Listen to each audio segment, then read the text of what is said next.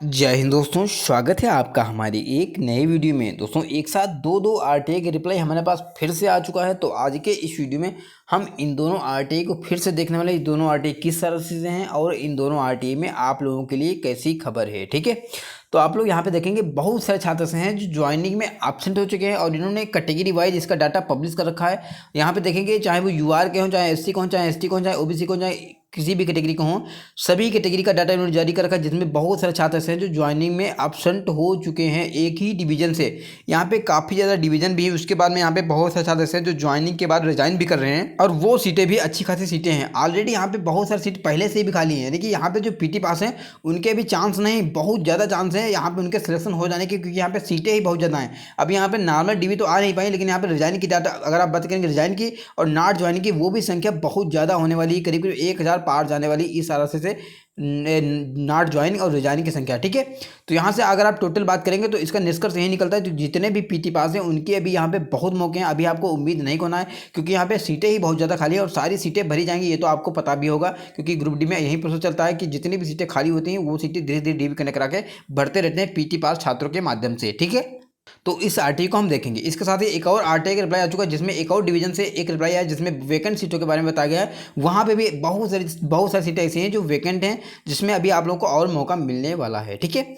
अच्छा, इसके साथ आपको ये भी पता होगा कि बहुत सारे छात्र चेन्नई जोन के हैं जो रेलवे मंत्रालय को अपना ज्ञापन सौंपे हैं, जिसमें उन्होंने ये मांग रखी है कि हमारी जो भर्ती प्रोसेस है वो जल्दी जल्दी तेजी लाने के लिए और जितना भी वैकेंसी थी उसको वैकेंसीज को बढ़ा देने की, क्योंकि यहाँ बहुत सारे छात्र वहाँ पे पीटी पास हैं जिनका सिलेक्शन नहीं हो पाया, वैकेंट सीटें बहुत कम है, ठीक है। तो ये भी उनकी मांग जो है वो बिल्कुल सही मांग है, क्योंकि आप लोगों ने मेहनत की है, इतना ज़्यादा टाइम वेस्ट किया है इसमें। मतलब 2019 की भर्ती थी, 2024 चल रहा है, करीब करीब मान सकते हैं 5 साल से ऊपर टाइम हो रहा है। बहुत से छात्र ऐसे होंगे जो 2019 जब इनकी वैकेंसी आई थी तब 25 साल के छात्र थे, ठीक है। फिर उन्होंने जब फार्म भरा ना, फार्म भरने के बाद में छात्र तैयारी करने लगे और आज वो छात्र 31 साल के हो गए हैं और अभी उनका ओबीसी का 3 नंबर, ओबीसी से 3 नंबर कम है, यूआर से कम है। मतलब बहुत से छात्र ऐसे हैं जो एलिजिबल हैं बट उनका जॉब नहीं हो पा रहा है। मान लो अगर इसको मतलब ये भर्ती ऐसी ही चलती रहे और इसकी नई वैकेंसी बीच में आ जाए तो इन सारे छात्रों का क्या होगा, क्योंकि ये सारे छात्र ऐसे हैं जिनकी एज भी निकल चुकी है। लेकिन ये ऐसा नहीं होना चाहिए। देखो बहुत सारे छात्र ऐसे हैं जो अभी भी वेटिंग में हैं, थोड़े बहुत नंबर से जा चुके हैं। अब उनका पूरा अधिकार बनता है कि उनका सिलेक्शन हो जाए। कैसे हो सकता है, ये आप लोगों को करना होगा। वैकेंसीज बढ़वाने के लिए आपकी डिमांड होनी चाहिए। और बहुत सारे छात्र चेन्नई जोन वाले छात्र हैं जो अपनी डिमांड रखे भी हैं, रेलवे मंत्रालय के पास सीधा ज्ञापन सौंपा है। और यहाँ पे देखेंगे बहुत सारे छात्र हैं जो यहाँ पे उतर के सामने आए हैं। आप लोगों को भी आना चाहिए अगर आप वेटिंग में हैं और थोड़े बहुत नंबर से आपका नहीं हुआ है, ठीक है। तो जितने भी पीटी पास हैं आपको जागना होगा, क्योंकि ये मौका दोबारा नहीं आने वाला। आप लोग पता होगा कितनी मेहनत से आप लोग यहाँ तक पहुँचे हैं। अगर यहाँ तक पहुँचने के बाद भी जॉब नहीं होता तो अब फ्यूचर में ज़िंदगी में भूल जाइए। और जीवन काफ़ी बड़ा होता है, काफ़ी ज़्यादा आप बिल्कुल जीवन भर ये भूल नहीं पाएंगे कि हम भी यहाँ तक पहुँचे थे और बाद में हमें सिलेक्शन नहीं हुआ था। तो आपको जो पॉसिबल हो वो करना। अभी हम बात करेंगे क्या प्लानिंग है, क्या मतलब सब कुछ देखने वाले इस वीडियो में। तो वीडियो को लास्ट तक देखिएगा, तभी आपको सारी चीज़ें समझ में आएंगी, ठीक है। तो चलते हैं वीडियो को आगे बात करते हैं। लेकिन उससे पहले अगर आपने चैनल को सब्सक्राइब नहीं किया, सभी साथ चैनल को सब्सक्राइब कर लेंगे ताकि आपको ऐसे ही वीडियो टाइम टू टाइम मिलते रहे। चलिए, आपको ये पता होगा कि यहाँ पे एक चीज़ मैंने शेयर की थी, किस पे, यूट्यूब पे शेयर किया था, ठीक है, पोस्ट किया था। तो उसमें हमने बताया था कि ये हम आपके बिल्कुल पूरे सपोर्ट में हैं। भले ही कोई यूट्यूबर ना हो आपके सपोर्ट में, लेकिन मेरा ये आपका चैनल जो है आपका पूरा सपोर्ट करेगा। ये इस मुद्दे को लेकर के यहाँ पे लिखा रिक्त पद बढ़वाने के लिए युवाओं ने छेड़ी मुहिम। और यहाँ पे देखेंगे ग्रुप डी भर्ती 2019, यहाँ पे अजमेर जोन से ये बात आई है। आपको ये भी पता होगा कि चेन्नई जोन से भी यहाँ पे बहुत से छात्र ऐसे हैं जो अपना रेलवे मंत्रालय को सीधे ज्ञापन सौंपे हैं, जिसमें बताया गया regarding RRC 01/2019 increase vacancies and speed up the present requirement process in southern railway. Chennai zone से बहुत से छात्र ऐसे हैं जो ये बोल रहे हैं कि हमारी वैकेंसी जो थी, मतलब जो हमारा प्रोसेस चल रहा है वो काफ़ी धीमा चल रहा है, तो उसमें तेजी लाइए और वैकेंसी जो है उसमें उसको बढ़ाने की मांग छात्र ने की है।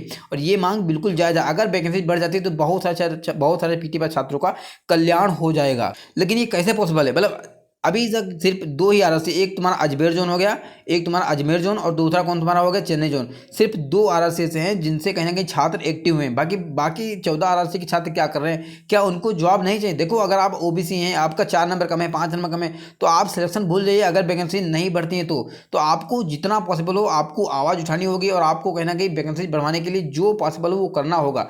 देखो, मैंने ये नहीं बोला कि आपको कुछ उल्टा सीधा करना है, लेकिन आपको रिस्पेक्टफुल तरीके से अपनी बातों को रखना होगा कि सर हमारा इतना ज़्यादा टाइम वेस्ट हो गया, इतना हो गया, और हम तो एलिजिबल भी, एग्जाम भी निकाले, पीटी क्वालिफाइड किए हैं, अगर वैकेंसी बढ़ जाए तो काफ़ी कितना अच्छी बात होगी। और वैकेंसी बढ़ भी सकती है जब ये लोग वैकेंसी कम कर सकते हैं, और अपनी जो इनका गाइडलाइंस है उसमें ये लिखते भी हैं कि हम जब चाहें वैकेंसी को बढ़ा भी सकते हैं, घटा भी सकते हैं, खत्म भी कर सकते हैं, ठीक है। तो ये वैकेंसी बढ़ भी जाएंगी अगर आप लोग चाहेंगे तो।